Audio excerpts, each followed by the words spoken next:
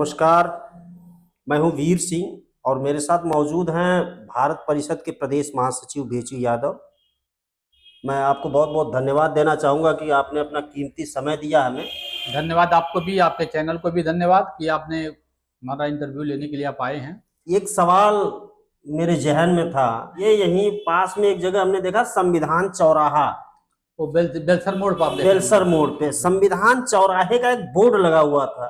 अभी आप लोग वहां सरकार की लड़ाई लड़ रहे हैं, तब तक ये नया क्या आ गया संविधान चौराहा, इसका क्या उद्देश्य है, इससे जनता का क्या लेना देना है और गांव सरकार से इसको संविधान चौराहे से क्या मतलब है, इसके बारे में थोड़ी हमें जानकारी दीजिए आप।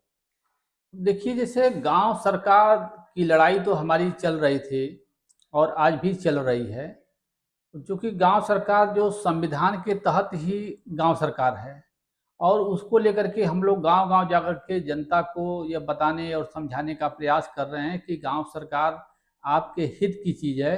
गांव सरकार में 29 विभाग आप लोगों को मिला है। अगर आप लोग जागृत हो जाएंगे और सरकार इसको लागू कर देगी तो सारी सुविधाएं आपको गांव में मिल जाएंगी।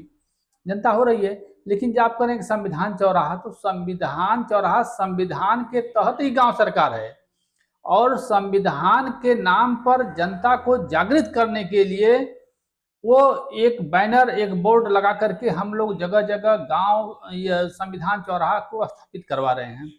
और उस संविधान चौराहे में जो गांव सरकार के 29 विभाग मिले हुए हैं, जैसे केंद्र सरकार को 97 विभाग, प्रदेश सरकार को 66 विभाग, ठीक उसी प्रकार से इस गांव सरकार को जो 29 विभाग मिला हुआ है, यह उस संविधान चौराहे का जो हम लोग प्लेस उसमें लगा रहे हैं, जो बैनर और जो बोर्ड जहां जहां लगवा रहे हैं, उसमें 29 विभाग वो लिखा हुआ है, ताकि जनता जो भी उस रास्ते से गुजरे उस संविधान चौराहे पर जाए और उस संविधान चौराहे का जो बोर्ड लगा है, अगर उस पर उसकी नजर अगर पड़ रही है तो उस बिंदु को पढ़ेगा, वह समझेगा कि यदि ये तो बहुत ही हम लोग के मूल्यवान ये अधिकार हम लोगों को गांव सरकार में निहित है, हम लोग इसको जानते नहीं थे।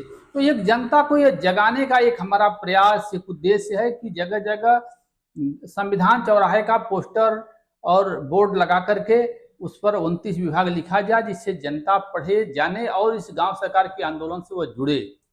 इसलिए उसको हम लोग लगा रहे हैं। उसके साथ साथ यह जो हमारा जो मौलिक अधिकार है, संविधान के तहत जो मौलिक अधिकार हमारा जो मिला हुआ है, उस मौलिक अधिकार को भी उस पर लिखे हुए हैं, ताकि जैसे गांव संविधान के बारे में तो सभी लोगों ने संविधान हमारा खतरे में है, संविधान हमारा ये है वो सब, लेकिन संविधान के अंदर क्या क्या लिखा हुआ है यह बहुत कम ही लोग ही इसको जानते होंगे और कम लोग ही इसको पढ़े भी होंगे।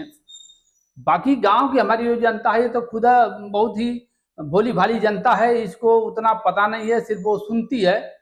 तो उसको जानने का एक नया प्रयास हमारा है कि संविधान चौराहे का जो बोर्ड लगा उस पर लिखे, ताकि जनता उस पर जाए और चर्चा करे। तो देखिए, एक सबसे बड़ी बात यह है कि हमारा उद्देश्य ये भी है कि गांव सरकार के 29 विभाग को यह जब पढ़ेगी तो यह चर्चा भी करेगी कि भाई अगर यह विभाग संविधान में लिखा हुआ तो यह सरकारें लागू क्यों नहीं कर रही हैं।